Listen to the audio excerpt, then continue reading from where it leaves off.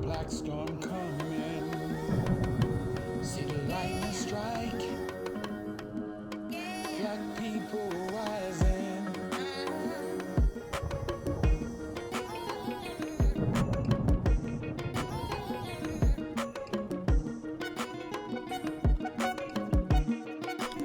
Hello and welcome to another edition of the Umoja Circle. My name is Keith Smokey Johnson. I'd like to welcome you to today's discussion and topic.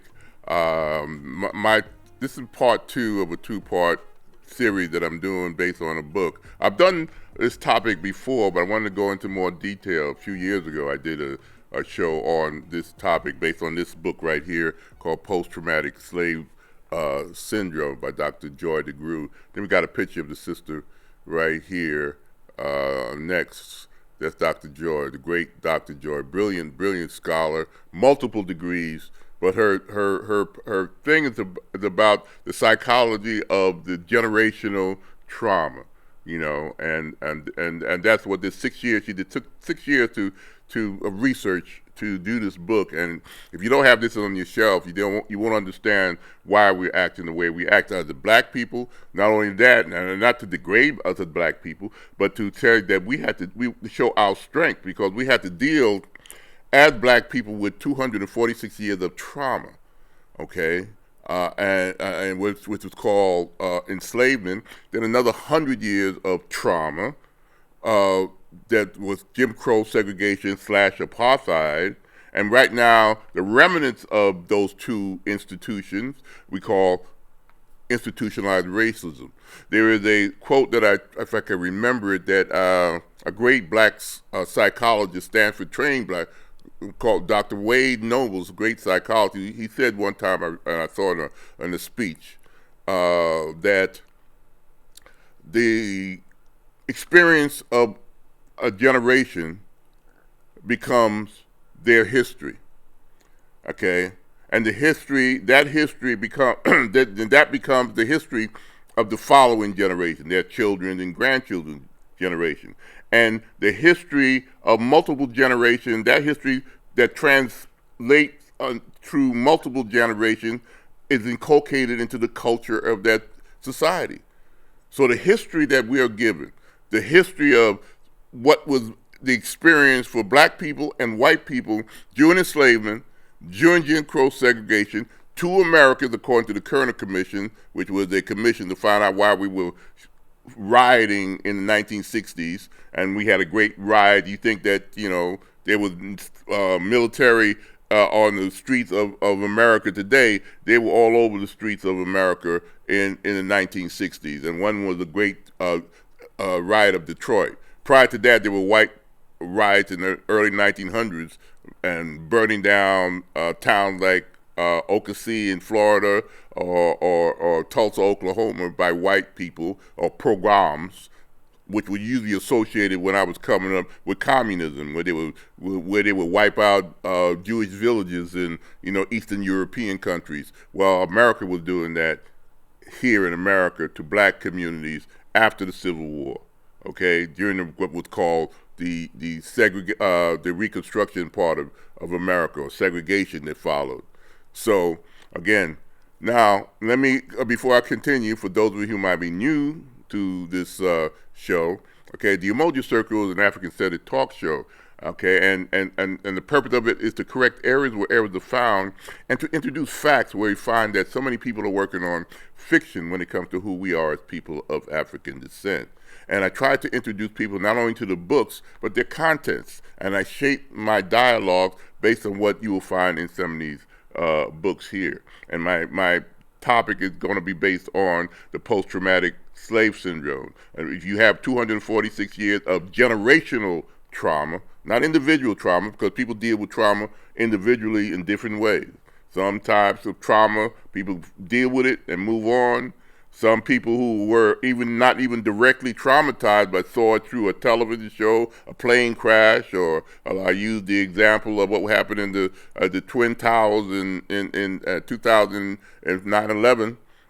People are still going through who might have saw it on television or heard about it, that got traumatized, and they're still under psychological care. I mean, they can't get on planes. They still have nightmares and all these things that go with being traumatized. So it's individual. But what she's basically saying, if you constantly have it as a generation after generation after generation, you're going to develop certain behavioral patterns that no longer serve us as black people today, but got enrolled up into our culture because of at least 346 years of continuous trauma. Okay, survival techniques. If you saw the first half of this dialogue, I open up with one of Dr. Joy's many different lecture quotes, and she talks about, a slave mother, modern mother, downplaying her son's brilliance, not knowing that she got that from a grandmother, great-grandmother, great-great-grandmother, who had these kind of behavioral patterns that came out of enslavement, which protected the child of being sold. Because if you have a black boy on a plantation and he's a smart kid, like many black people who became doctors and lawyers who were born into slavery, they could have been sold because of that. Because just like you were, because we were property. That's what chattel means. Chattel is movable properties. Okay, it can be moved from one place to another.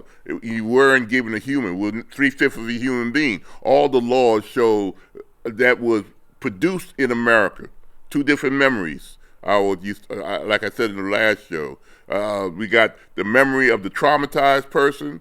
It's totally different from trying to explain to the non-traumatized person who have a totally different memory. White privilege is your memory of life in America, even though you might be poor, even though you might have pulled yourself from your own bootstrap, is different than black memories in the same country.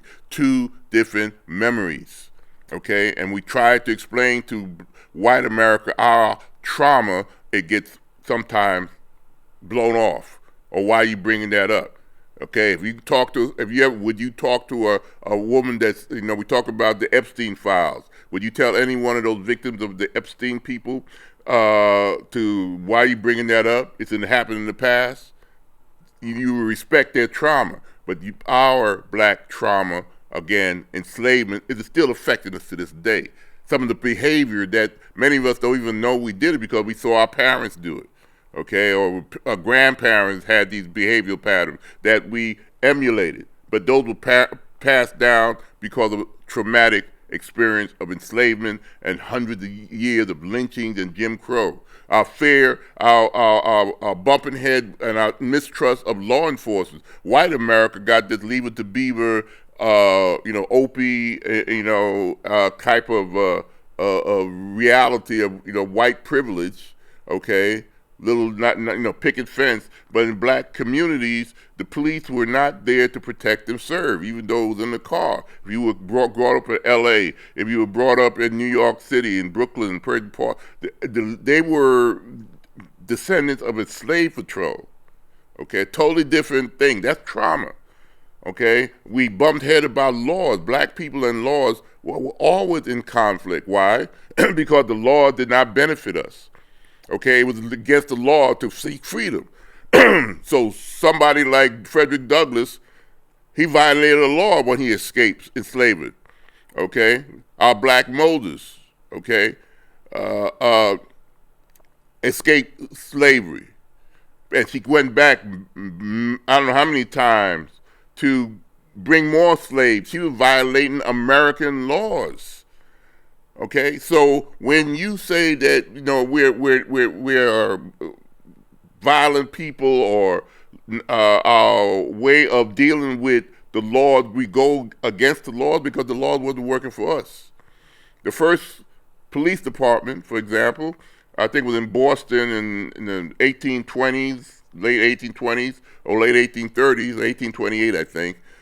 Do you think that those white cops were protecting and serving the black community in Boston? Or were they controlling and containing, making sure they followed the law that said they could not go here, they could not go there, they couldn't go on these public transportations? Any white person can arrest them. That's two different memories of experiences that we still have not dealt with as in America that we say is the land of the free and the home of the brave. America has not lived that to us, because we are that memory. Okay, we are that memory. All right, so I got some other points I want to put up there on the screen so that we could go through this my talking points on this topic. You see, under slavery, black people were literally counted as a fraction of a human being. In the 3/5 Compromise, a constitutional rule that treated enslaved Africans as less than fully human beings for political power. How could you be not traumatized when you're treated like that? Okay, day in, day out, your children were constantly being a threat. Let's go on to the next one. And post-traumatic slave syndrome, the theory that she's working on, reminds us that when a people endure generation of enslavement and legalized terror, the wound does not end with the law. 13th Amendment, 14th Amendment, that doesn't heal the wounds. It continues in the minds, bodies, and behaviors of their descendants. That's what I said. We're still dealing with that today if it's not addressed fully. Where's our truth and reconciliation like they did after apartheid, okay, in South Africa, where they met their torturers, where they had the opportunity to express what happened to their families. That never happened to black people in America. Never, never, never, never, ever. And yet we are told to forget about it. Tell that to a rape victim. Tell that to a traumatized child, oh, get over it. That's what we've been hearing over and over and over again, okay? The trauma's still there, folks. Let's go on to the next. Trauma that is repeated over centuries does not disappear, as I said. It is carried in stories, in families, and in the way people learn to survive. That's the key. How do you learn to survive? What kind of abnormal behavior patterns that you have to inculcate into your survival in order to deal with the environment you have, where the law said it was okay to take your first. For example, there was a law called prima norte. Prima norte means first night. That came from Europe, okay, where the lords would have the right to their peasants. But they brought that over here, and many of the southern aristocratic types or plantation owners had the right. Say you were getting married to your love as a black enslaved person, okay? You didn't have the right to be wed, but you did. We jump in the broom. We brought some of our African traditions, if we remember it, but it's passed down, okay, through history. But the master had the right to take your wife before you do on your wedding night. Prima norte, first night, the right of the master. Trauma. What were you going to do as a man? What are you going to do? You going to fight him? You going to fight your master? Okay, you're going to take your child. They're going to take your child. Okay, if you can look at your child as I'm talking, whether he's 9, 10 years old, 11 years, somebody take them and sell them, say you're here in Texas where I am, and they sell them to some plantation, in Georgia or Louisiana, and you never see that child again. Trauma. What do you do with that? Let's go on. Ethically, the book asks whether a nation that profits from trauma has a moral obligation to understand and participate in its healing, not just its denial. We are getting into denial. America owe us. That's why you see the people still talking about reparations. Okay, whatever that looks like, we're still letting you know, you traumatized us. You benefited from our trauma. America, again, it goes against the mythology of American exceptionalism. We're the beacon, that house on the hill type of thing. Bring us your poor, your unwashed, whatever was at the bottom of the Statue of Liberty in the 1880s when they finally got the pedestal. Okay, and that Jewish young lady wrote that poem. Okay, let's go on to the next one. In terms of memory, we got to understand, black people historically have a totally different memory than white people. Two different memory, two different Americas, two different experiences. Even if you're a poor white person, like I used the example in the first half, I must use it again. If you're a poor, for example, if you're a poor white farmer, dirt poor white farmer, standing at that bus stop at Rosa Parks, I know, and she may be making even more money than you, and maybe more educated than you, you still have that wage of whiteness that the Boys talked about in his book, Black Reconstruction. He said you have that wage of whiteness. That's what the elites been holding over you. At least you're white. That dirt poor farmer could get on that bus and sit in the front of the bus. Sister Rosa Parks had to sit in the back. Professor so-and-so, if he's black, got to sit in the back. That's the wage of whiteness. And that's a false wage, okay? We have that memory, okay? Like I said, in terms of memory, it shows that forgetting is not the opposite of remembering. Unhealed trauma is a kind of haunted memory that keeps returning in new forms, okay? That's why we bring it up.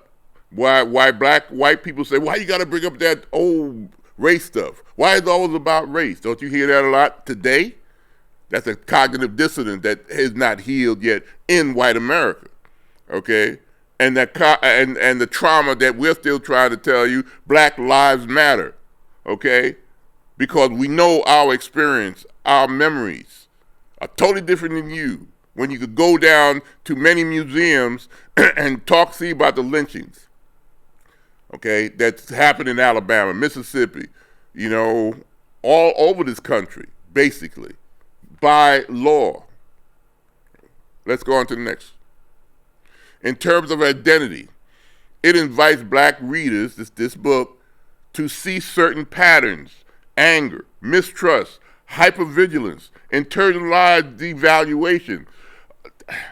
These are symptoms, if you really understand what this book is about, that you find in PTSD today. When the doctor diagnoses somebody with PTSD, these are found in the DSM. If anybody took psychology, that's the book that gives you the recipe of whatever psychological problem.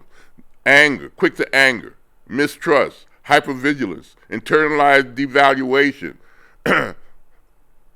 not as proof of inferiority, but as the logic of a survival in an environment built to break them. That environment of enslavement, that environment of Jim Crow segregation was built to break us. They didn't care about our minds when they brought us on the enslaved ships. They wanted to break us. It was called seasoning. And I'm talking about the United States, but it was all over our diaspora. So you brothers from the Caribbean and sisters from the Caribbean, you know, who forgot that we are all, it doesn't matter if you're Trinidadian or Jamaican or Haitian or whatever, the people that came over on those ships were Angolan. They dropped some of you off there in the Caribbean, and they dropped some of you, the same people. We are the same blood. What makes us unique as African Americans, we got everybody's blood. We got Angolans, we got Fani, we got the Congo. All that's going through our blood. Doesn't make us uniquely a particular tribe or ethnic group, but we're all of them. So we have the right to pick and choose what makes us African and human at the same time, okay? But we got to reconnect to that, you know? We got to reconnect to that understanding of who we are. We didn't leave those traditions over there on the shores of the door of no return. We brought those traditions with us. But based on the environment of enslavement that we were forced into, whether we were in Jamaica or Cuba or Puerto Rico or Trinidad or wherever we were, we based on the environment, we took those African traditions and shaped them. So we got the type of music that we have. When you do samba, when you do salsa, when you dance hip hop, when you do all the disco, whatever music that we have, the blues, the gospel, all that has African roots, okay? And we are a brilliant people. We shaped it to us. Doesn't make us any less African. We just adapted to the environment, not the good part, and we also have certain behavioral patterns that we no longer need today, but we got to recognize it, okay? Recognize it in us because it's generational. If you see your parents angry or you see your alcoholic father, but where did he come out if he came from the South? Why were there migrations from the South to the North during the early part of the mean-spirited, I call that early 1900s? We didn't just come up with we came up to go to Detroit, New York, and Boston or California to get away from the trauma. Only thing we did was found the same trauma anyway. If you remember a scene from the movie Sinners, when the cousin asks, "How was it up in Chicago?" Well, they said we came back home because we just dealing with the devil we know. But they found racism just as bad up in the North as they found in Mississippi where they were from. So let's go on. That internalized devaluation, okay, we survived the environment that we had to deal with best way we can. Let's go on. The next one. Now, to open this text then is to take up a moral task. It is to ask how a society built on racialized trauma might commit to racialized repair. America hasn't done that yet. How a people who have carried centuries of injury might reclaim the right not only to survive, but to be whole again. We're still not whole as a people. The fact that we created everything we have shows to our resilience and our brilliance, but we still got work to do as people.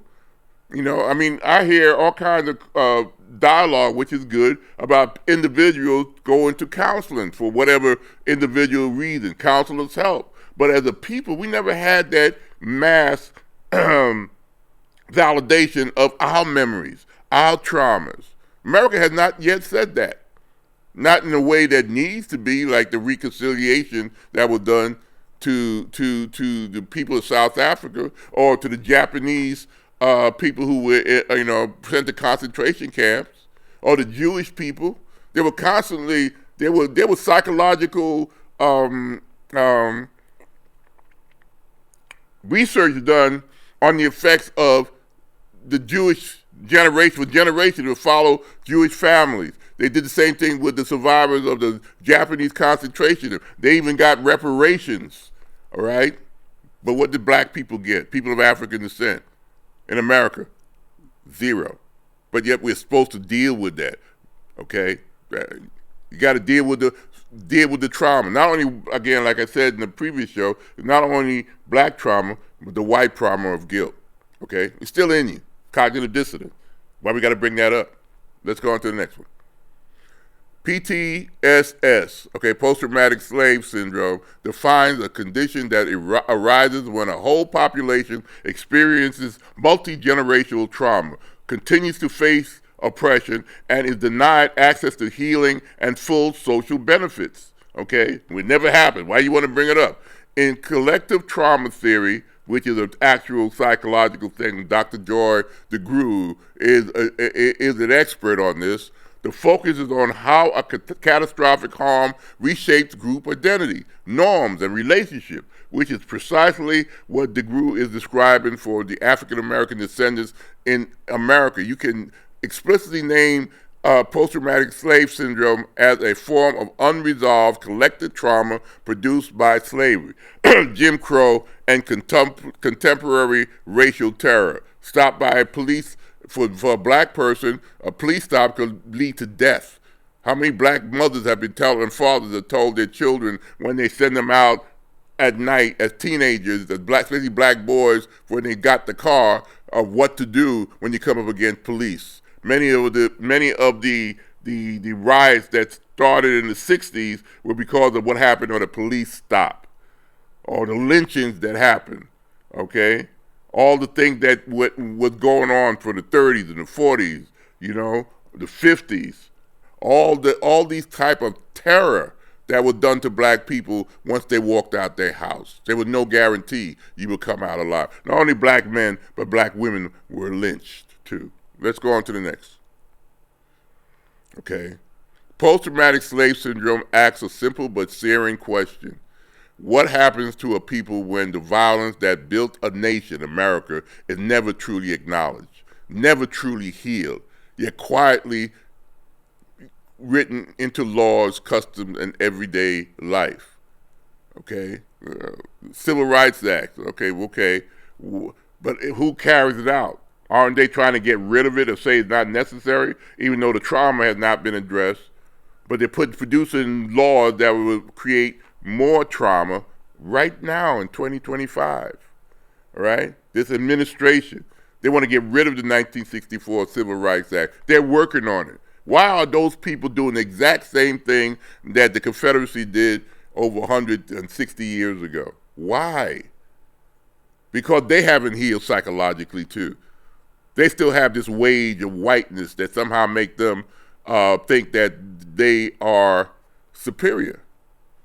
That you got to have a white man in positions that was once occupied by black women or women, period. You know that women in this country didn't get the right to have a credit card till the 1970s. So we got a lot of healing to do in America. So let's go on to the next. See, Dr. Joy DeGruy gives that silence a name, okay? That thing that was put to laws. You know, it's all right to whip a black person. It's all right to own a black person. If that person died from your whipping, there was a law that said you were not held accountable. If that woman got pregnated by it, just sell the baby off, okay? Trauma. She showed that the afterlife of slavery is not only in monuments and court cases, but in the habits of fear, in the fractured self-worth, in the way black people are taught to see themselves and each other. How many people use the N-word, okay?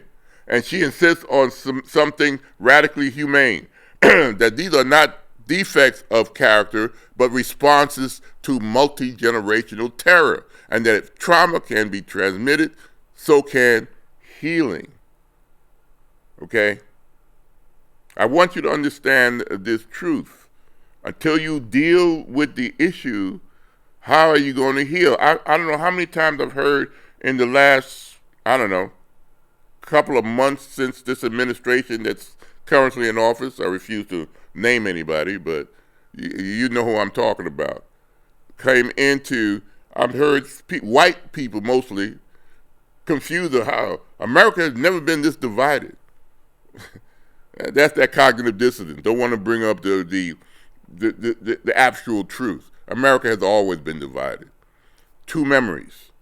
You got the black memory of the trauma that has been done to you that we're trying to tell you, even warn you last year before you voted for this person in office, because we understand and recognize the conditions and the person.